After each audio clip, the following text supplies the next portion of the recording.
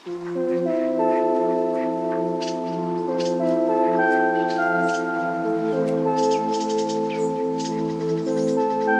Everyone, আসসালামু আলাইকুম। সবাইকে ওয়েলকাম করছি নতুন আরেকটা ব্লগে। আপনারা সবাই কেমন আছেন? আজ ভোরবেলা থেকে ভিডিওটি শুরু করে দিলাম। দেখেন, আমার জানালার পাশে প্রাকৃতিক দৃশ্যটা দেখতে অনেক সুন্দর। আপনাদের কাছে কেমন লাগছে কমেন্টে জানাবেন। তারপর দেখেন, বেলকনির পাশে দৃশ্যটা দেখতেও কিন্তু অনেকটা সুন্দর। এখন দেখেন, আমার ব্যালকনিতে কিছু গাছপালাও কিন্তু আছে। তারপর দেখেন, বেগুন গাছে কত সুন্দর একটা ফুল ধরেছে। অনেকগুলো ফুল এভাবে ধরে আর একটা একটা করে পড়ে যায়। ফুলগুলো কিন্তু থাকে না। কেন থাকছে না এটা বুঝতেও পারছি না কিন্তু। দেখেন, আমার ব্যালকনিতে একটা সুন্দর মুরগিও কিন্তু আছে। অনেকগুলা মুরগি কিনছিলাম, কিন্তু সবগুলা মুরগি অসুস্থ হয়ে মারা গেছে। একটি মাত্র মুরগি আছে। এখন আমার ব্যালকনির গাছপালাগুলো একটু আমি ভালোভাবে ঘুরে ঘুরে দেখে নিলাম সকালবেলা। এরপর রুমে এসে দেখি কাজের খালা চলে আসছে। কাজের খালা এসে তার কাজ শুরু করে দিচ্ছে। আজ আমি বলছিলাম যে আমার রান্নাঘরের র্যাকটা একটু ভালোভাবে পরিষ্কার করে দিয়েন। কিছুদিন আগেও একবার র্যাকটা কিন্তু ভালোভাবে পরিষ্কার করে দিছিল, ভালোভাবে ধুয়ে দিছিল। এখন বলছি শুধু একটু নোংরাগুলো ভালোভাবে মুছে সবকিছু পরিষ্কার করে আবার উঠিয়ে রাখেন। তখন খালা আমায় বলছে যে আচ্ছা ঠিক আছে, এটি করে আমি অন্য কাজও করে দিব। তারপর আমি দেখি খালা ওটি পরিষ্কার করে রেখে রুমে চলে আসছে। রুমে এসে ভালোভাবে বিছনাটা ঝাড়ু দিয়ে বিছনাটা গুছিয়ে নিচ্ছে। এরপর আমি অন্য রুমে যেয়ে দেখি আমার মেয়ে খেলনা অন্য জিনিস কি করে রেখেছে। এরপর রুমে এসে দেখি খালা চলে যাওয়ার পর আবারও রুমে খেলনাগুলো সবই বিছিয়ে নিছে খেলার জন্য। এরপর আমি আবার কিচেনে চলে আসলাম। সকালের নাস্তাটাও কিন্তু এখনো সারা হয়নি। কিছু কাজ করে নিলাম। কিছু থালাবাটি ছিল, এগুলো আমি এখন র্যাকের ভিতর উঠিয়ে নিলাম। কারণ এগুলো ধোয়া ছিল, এর জন্য খালা এগুলো আর হাত দেয়নি কিন্তু। সে কিন্তু ওর ভিতর যেগুলো ছিল সবও বের করে পরিষ্কার করে নেয়। কারণ কাজের খালাদের কাজ মনে হয় এমনই হয়, নাকি আমার সাথেই এমন করে জানি না, নাকি সবার সাথেই এরকম কাজ ওনারা করে থাকে। তারপর আমি থালাবাটিগুলো সব ভালোভাবে উঠিয়ে গুছিয়ে নিলাম।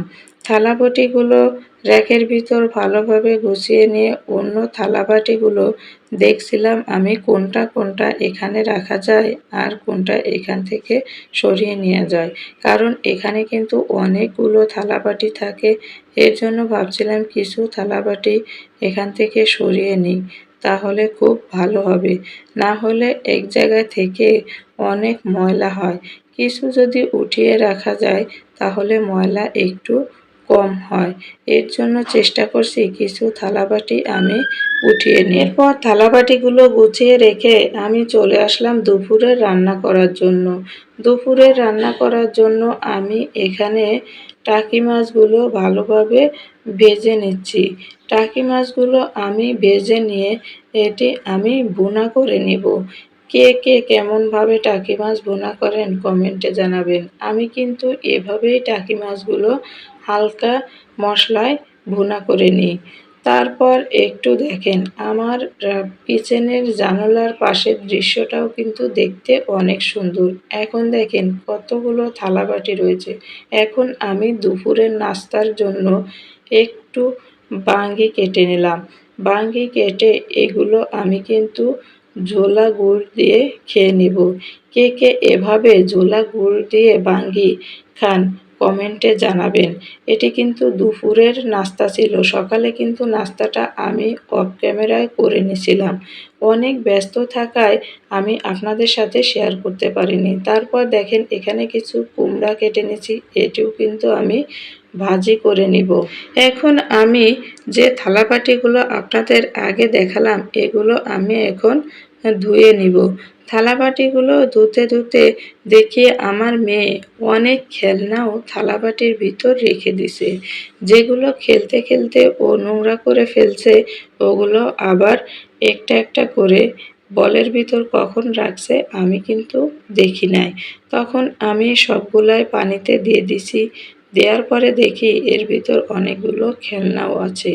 তারপর আমি খেলনাগুলো সরিয়ে নিয়ে থালাবাটিগুলো ধুয়ে নিলাম। থালাবাটিগুলো ধুতে ধুতে আমার হাজবেন্ড চলে আসছে। এখন কিন্তু দুপুর 1:30 বাজে। কারণ দুপুরের খাওয়ার টাইম কিন্তু প্রায় হয়ে গেছে। তখন আমি ঝটপট করে থালাবাটিগুলো ধুয়ে নেওয়ার চেষ্টা করছি। কারণ এখনো গোসল করাতে হবে মেয়েকে, নিজে গোসল দিব। এর জন্য তাড়াতাড়ি থালাবাটিগুলো ধুয়ে নিলাম। এরপর অফ ক্যামেরায় খাওয়া দাওয়া করে বিকালবেলা মেয়েকে নিয়ে একটু ঘুরতে বের হয়ে গেলাম। আমার জানালার পাশে যে জায়গাটা দেখলেন এটা কিন্তু সরকারি জায়গা। এখানে কিন্তু অনেক বড় মাঠ, স্কুল, কলেজ সবকিছু আছে। এখানে সকল বাচ্চারা খেলতে আসে। দেখেন, আপনাদের সাথে একটু মাঠটা শেয়ার করি। অনেক বড় মাঠ কিন্তু এখানে। দেখেন ওই যে ওইখানে দেখা যাচ্ছে এটা কিন্তু স্কুল, আবার পিছনে কলেজ। এখানে অনেক বড় মাঠ, যেখানে বাচ্চারা সব খেলতে আসে বিকালবেলা। মাঠটা দেখতেও কিন্তু অনেক সুন্দর। এখানে সকল বাচ্চারা এসে খেলাধুলা করতে পারে। দেখেন আমার মেয়ে খেলছে। তারপর এপাশে দেখেন এই যে আমার বাসার পিছনে এগুলো আছে সরকারি বিল্ডিং। আমার মেয়ে আর একটা বাচ্চার সাথে এখানে খেলাধুলা করছে। আমার মেয়ে কিন্তু বল খেলতে পারে না। ওই মেয়েটা বল খেলতে পারে। ও বলছে আসো বল খেলি, কিন্তু ও সেটা খেলতে বুঝতেছে না। কারণ ও সবসময় রুমের ভিতর থাকে, বোঝে না বল খেলা। আর ও কিন্তু বলটা নিয়ে গেছে, আমার মেয়েই বল নিয়ে গেছে, কিন্তু আমার মেয়েই খেলা বোঝে না। ও রুমের ভিতর একটু একটু খেলা করে। তারপর দেখেন এ বাচ্চাটাও চলে আসছে খেলার জন্য, কিন্তু ওনার বাবা বলছে আমরা আজ বল আনি নাই, থাক খেলার প্রয়োজন নাই। তারপরেও আমি বললাম যে না ভাইয়া, বাচ্চাদের দিন একই সাথে খেলা করুক, বল আনেন নাই সমস্যা নেই। ওনার ছেলে কিন্তু অন্য একদিন বল আনছিল, সব বাচ্চারাই খেলা করছে। তখন উনি না দিয়ে ঘুরিয়ে বাচ্চাটাকে নিয়ে চলে গেল, খেলতে দিল না। এটা দেখে আমার মেয়ে ওর দিকে তাকিয়ে আছে। আর ওই বাচ্চাটাও বলছে আসো বল খেলি, কিন্তু বাচ্চাটা চলে গেল। বাচ্চাটা কিন্তু আর খেললো না। তারপর দেখেন পাশের ভাবি, ওই ভাই কিছু ফুল কুড়িয়ে এনে দিছে ভাবিকে, সে আমাকেও কিছু গিফট করলো। আর দেখেন ঘাস দিয়ে কি সুন্দরভাবে হাতের আংটি বানিয়ে হাতে পরে নিল। তারপর এই ঘাস দিয়েও কিন্তু হাতের মালা বানানো যায়। দেখেন আপনাদের সাথে আমি শেয়ার করি যে কিভাবে মালাটা বানিয়ে নেয়। তারপর দেখেন ওনার বোন আসছিল, উনিও কিন্তু ঘাস দিয়ে হাতের একটা মালা বানিয়ে নিল কি সুন্দর করে। এরপর আবারও দেখি অন্য বাচ্চারাও চলে আসছে এখানে খেলার জন্য। অন্য বাচ্চা এসে আমার মেয়ের বলটা নিয়ে গেছে, আর ওনার মা এসে ওনাদের বলটা আমার মেয়েকে দিছে।